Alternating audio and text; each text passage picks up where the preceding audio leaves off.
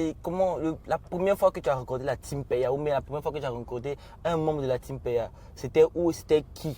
C'était Zagba le requin. Zagba Big up à mon grand frère Zagba le requin. le Il quadranosaure. mange à table avec Bava Baba Prada. Prada. C'était comment? Vous avez rencontré? Zagba, j'ai connu Samo Samo. Ouais. Après, par l'herbier à deux, j'ai connu Doupi Papillon, Yeah. Nukuloba, tout malheureux. Toute la Et puis team. bon, après, Blacka, c'est mon frère, Ouais. Lil J, c'est mon frère, Gigi, tout le monde. J'ai connu tout le monde. Mais ça a commencé comme ça.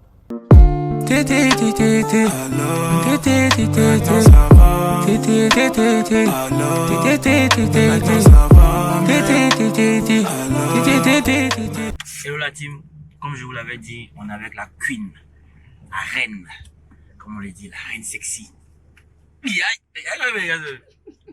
Drea, Miss. Alors, rêve comme c'est. Salut. Comment allez-vous? Ça va et toi? Super, toujours bien maquillé.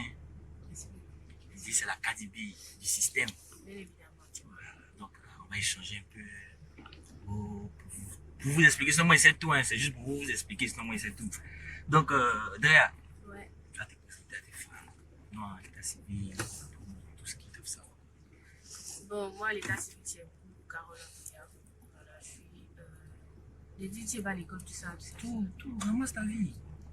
Bon, je suis pour Carole Andrea, étudiante, artiste rappeuse, ivoirienne. C'est ce que vous pouvez imaginer. En tout cas, où mes meilleurs poussent. Moi, la mère, elle pousse. En vrai, c'est ça. Parce que Drea, elle s'adapte à tout. Donc, tu mets Drea ici, bah, tu mets Drea là, elle va à l'école, elle chante, elle fait tout. Mais c'est qu'on sait pas, on ne sait pas dans quel univers Drea a grandi. Est-ce que à la maison, c'était les enfants gâtés, mais l'enfant qui respectait tout le monde, mais l'enfant qu'on cherche matin, on la voit pas, on dit viens te laver. Bon, elle va nous expliquer Drea, ton enfance, l'ambiance familiale, c'était comment? Bon, mon enfance, c'était bien. Voilà, j'ai pratiquement fait l'enfance avec mes grands-parents d'abord. À l'âge de 7 ans, je suis partie rester avec papa jusqu'à ce que j'ai 15 ans, jusqu'à ce que j'ai le lycée.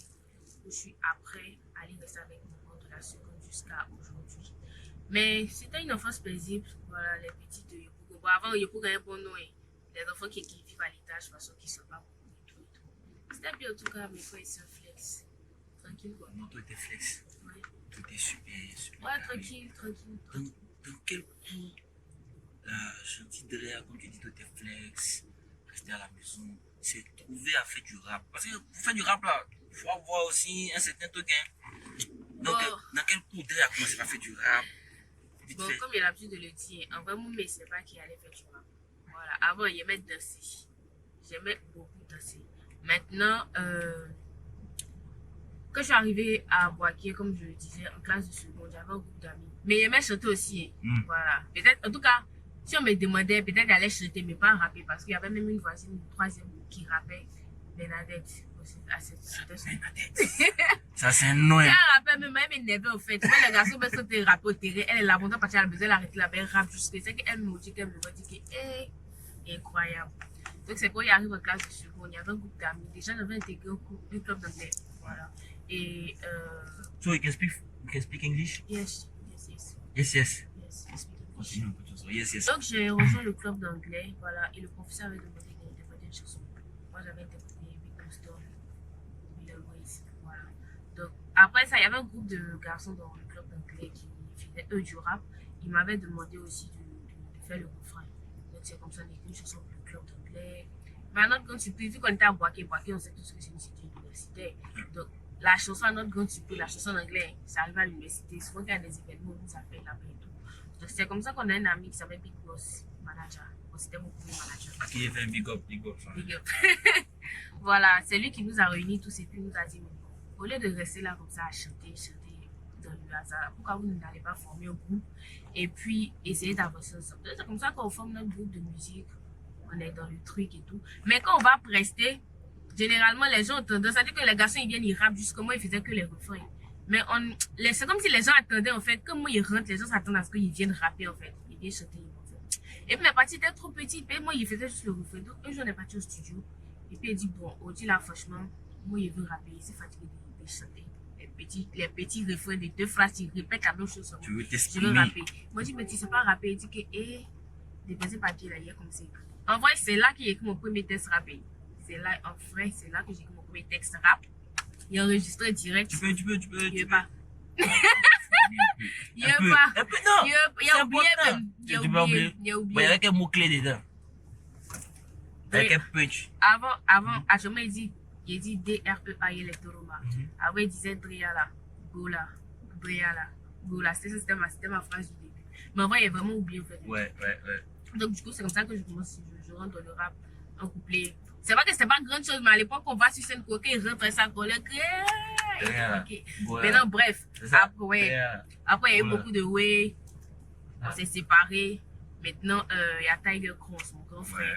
L'Oréal. Mon grand frère chéri, L'Oréal. L'Oréal, qui m'a dit, mais c'est lui qui devait être mon premier producteur aussi. Hein. Ok. Voilà. Maintenant, c'est lui qui m'a dit, mais essaie de faire des vidéos sur le net et tout ça. Donc, un jour, je sortais de l'école, j'étais d'un menaçant même. Et puis, il a dit à mon manager Big Boss, attrape le téléphone et essaie de faire une vidéo freestyle postée. Donc, c'est comme ça, il attrape, il fait ma vidéo tranquille, il poste. Et m'a dormi, il me réveille le lendemain où tout le monde a partagé, j'ai filmé, Tréa partout, Tréa télé. C'était quoi le titre?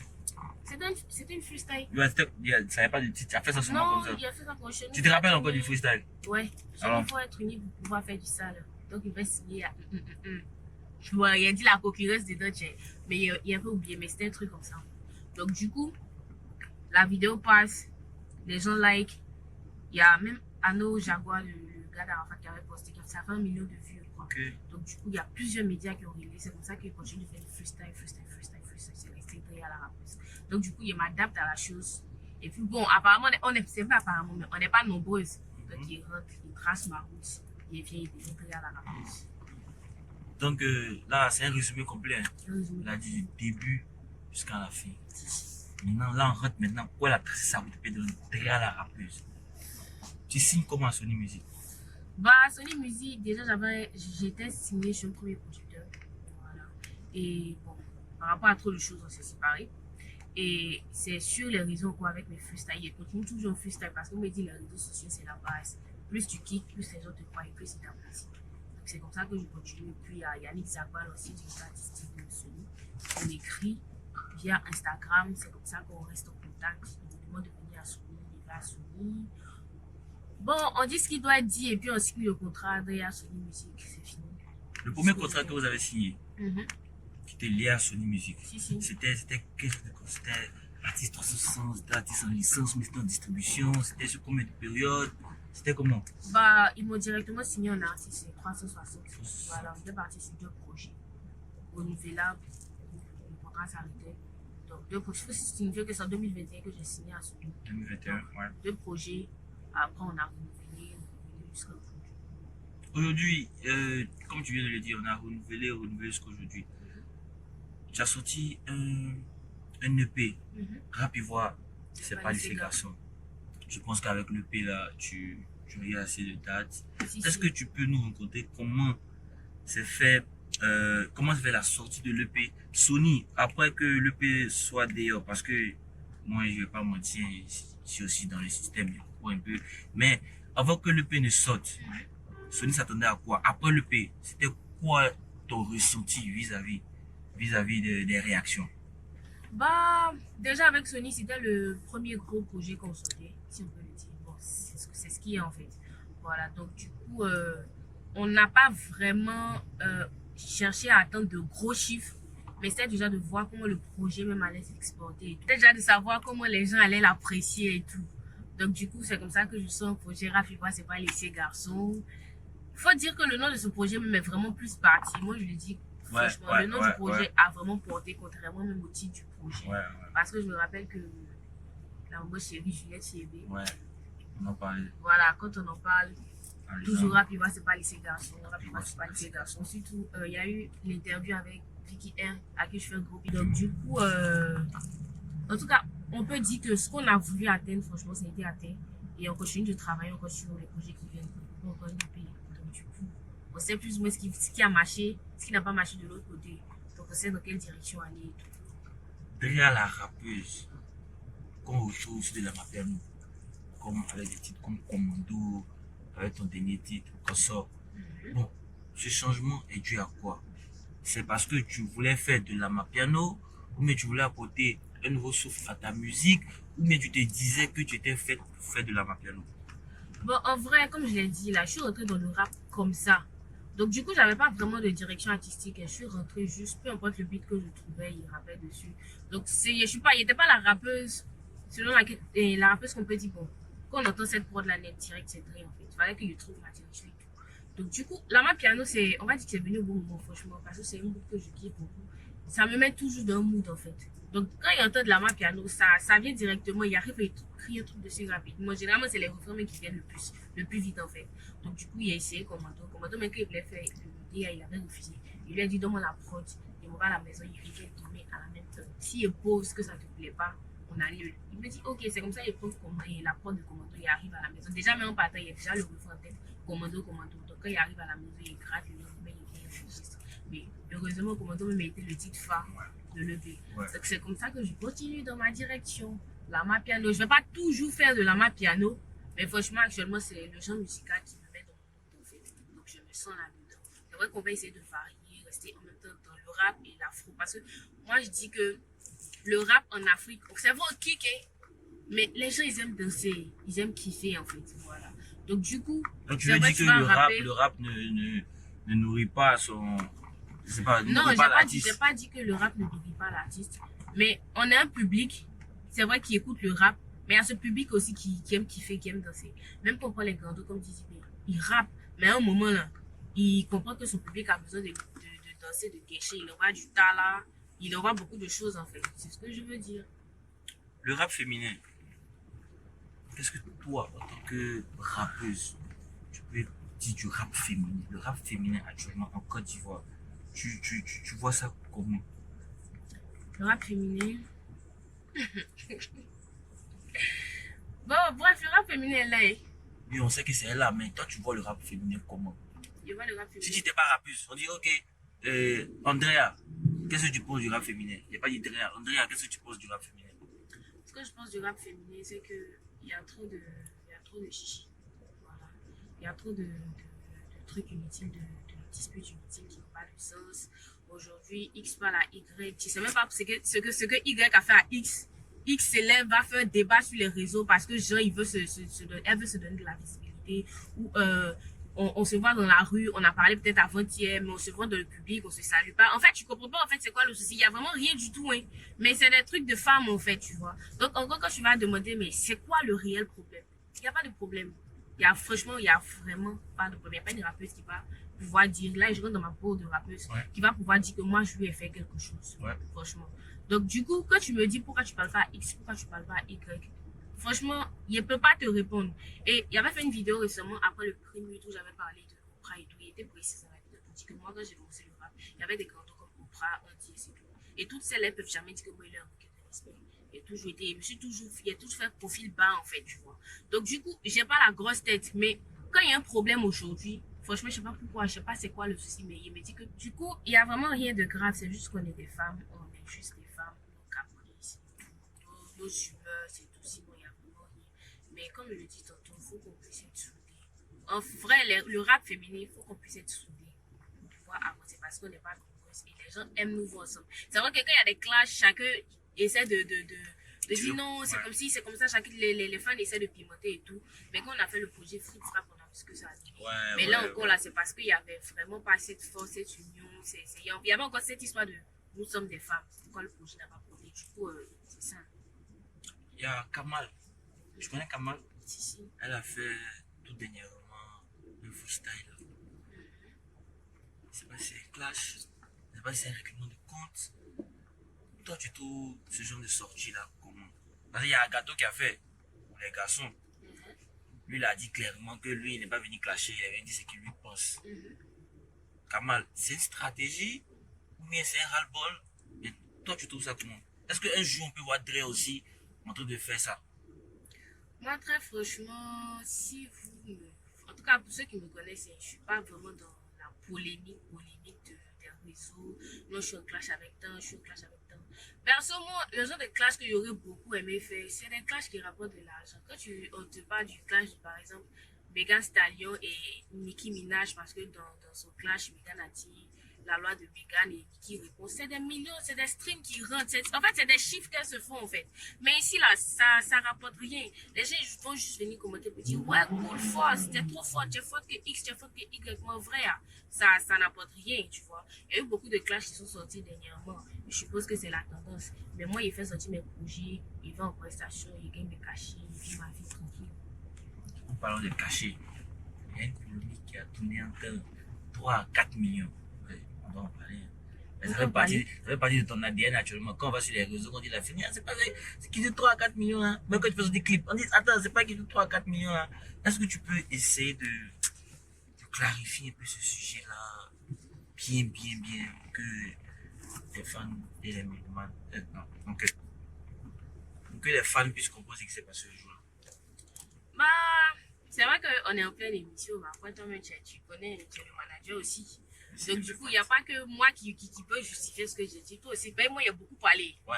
Il y a beaucoup parlé. Ouais. Toi, le manager, on a essayé de dire quelque chose, on ne sait jamais. Bon, là, je suis plus en tant qu'animateur et manager. Vas-y. Bon, J'essaie de t'interviewer maintenant. non, tu as changé le truc. Non, bon, moi, ce que je sais, ce qui peut dire, peut-être sur les 3 à 4 millions, c'était le cumul de beaucoup de choses. Donc, c'est un peu ça, c'est le cumul de ce qu'on fait pendant les périodes de vacances. Donc, en gros, c'est ça. Rien. Tous on sait, tu es l'une des go les plus convoitées du rap ivoire. Voilà, comme Agato l'a dit, tu es la seule go du rap ivoire. Je suis d'accord avec ça. Voilà. Est-ce que c'est quoi le nom de ton chéri? Tout le monde veut savoir. On cherche, on ne trouve pas. Donc, moi, il s'appelle comment? Mais est-ce que déjà tu es en couple? On ne sait jamais, tu es en couple. Si tu es en couple, est-ce que tu es en couple avec un garçon mais une femme? Attends, tout est mélangé, il faut bien clarifier les choses. Déjà, oui, je suis en couple. Je suis en couple avec mon copain. Un homme, voilà. Il n'a pas donné son nom, mais moi, il appelle Choumi. C'est le plus important. D'accord. C'est tout ce qui compte. Choumi, coucou. Au moins, on a un nom. Choumi, on ne sait pas c'est qui. Merci. Ton premier découli, c'était quand? À quel moment? Didier Malu a dit que son premier découli, c'était quand il avait 13 ans. L'autre, Nike dit lui c'était au primaire. C'était que.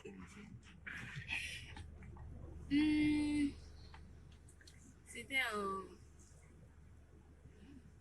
Là. Moi, quand je fais les émissions, maman me regarde. C'était quand on nous dit, on t'écoute. C'était quand même. Hey! C'était en première. En première, tu as résisté, hein? En première. Ouais. Tu as après les coups, pendant les coups, mais c'était comment? Tu as après les coups. C'est dans ma relation en première. Ah, c'est ta relation en première. Ah, ok. Et le gars, tu as trouvé ses nouvelles? Il est là. Il sait que tu rappes maintenant. Il sait que tu es allé en France. Il a vu mon glow. Ah, ok. Donc, Est-ce que tu n'as pas vu le glow? Tu as vu question. le glow? Question. Il a vu. Donc, le premier colis, c'était en classe de Première. première. D'accord. Ton téléphone, c'est qui le plus gros contact? C'est-à-dire, le contact des contacts. Celui même qu'on dit, hey, lui là, c'est l'homme. C'est qui? Bon, moi, il met Choumi. Il aime mon Choumi. Ah, Choumi, c'est quelqu'un? Hein? Ah, d'accord. Donc, c'est bien Choumi. On aurait appris même que tu étais enceinte. On ne sait pas. Tu es là. C'est comment? C'est vrai? Ou sont des rumeurs? Ou bien, les mains égayées? Ça va pour que ça scène comment? Ça va négocier un peu que si tout se passe bien dans ma vie. Et c'est pas parce que nous, on a vu sur les réseaux, on a vu que tu étais enceinte. Donc, on ne sait pas. Donc, moi, il dit à te demander en même temps. Là, tu as dépaporisé ça. Mais je suis une femme. Ça, si je suis enceinte, je suis une femme. Je suis plus un enfant. Donc, tu es enceinte? Mais je suis pas enceinte. Je sais pas encore le moment. C'est pas encore le moment. C'est pas encore le moment. D'accord. Et même si ça arrive, c'est ma vie. Hein. C'est bon. Donc, c'est normal. C'est une bénédiction, c'est normal. Je suis une femme. Il n'y a pas de souci. Donc, Drea, là, on est au grain. Ah, on a appris que tu détenais un pouvoir, tu étais président d'un grain quelque part là-bas. Donc, défends ta communauté, s'il te plaît. Au grain. Au grain.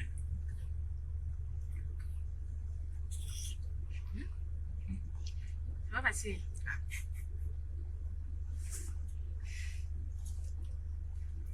tu vois les jeunes tu vois les jeunes qui ont attrapé, comment on appelle ça?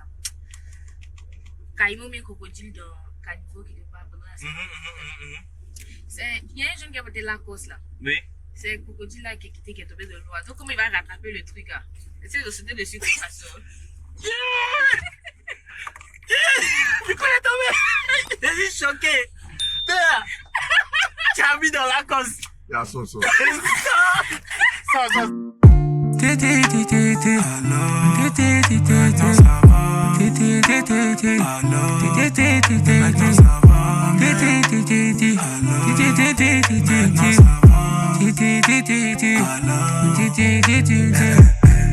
Chegué n'a pas changé, jamais j'ai douté de mon réseau. On vit cette vie à 200, j'ai fait du sale mais j'ai